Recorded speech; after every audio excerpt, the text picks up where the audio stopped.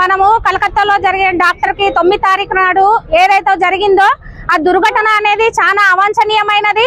అట్లాంటి మృగాల పైన ఎవరైనా సరే వాళ్ళ ఎంబడి ఎట్లాంటి వాళ్ళు ఉన్నవారైనా సరే వాళ్ళని కఠినంగా శిక్షించాలని మేమందరం గవర్నమెంట్ డాక్టర్స్ తరఫున మరియు ప్రైవేట్ డాక్టర్స్ అసోసియేషన్ తరఫున కూడా గవర్నమెంట్ ని మేము రిక్వెస్ట్ చేస్తున్నాము.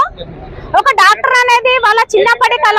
ఒక డాక్టర్ కావాలంటే వాళ్ళు చిన్న గుణపటి నుంచి వాళ్ళ కళను నెరవేర్చుకోవాలని ఎంతో కష్టపడి ఇప్పుడు మొన్న జరిగినటువంటి అమ్మాయి వైద్య మెడికల్ ఎంబీబీఎస్ కంప్లీట్ చేసుకొని తన పీజీ సెకండ్ ఇయర్ లో తన మెడికల్ కాలేజ్ లో డ్యూటీ చేస్తున్నటువంటి డాక్టర్ పైన 36 గంటలు పని చేసిన తర్వాత తను రెస్ట్ తీసుకోవడానికని ఒక రూమ్ లో వెళ్ళి తను రెస్ట్ తీసుకుందామని చెప్పేసి వెళ్ళినా కూడా అమ్మాయికి అక్కడ సెక్యూరిటీ అనేది లేకుండా పోయింది. దానికి మొత్తం కారణం ఏంటంటే మన దగ్గర ఉన్నటువంటి హాస్పిటల్లో కానీ డ్యూటీ డాక్టర్స్ ఎక్కడైతే లేడీస్ ఉన్నారో అక్కడ వాళ్లకు రక్షణ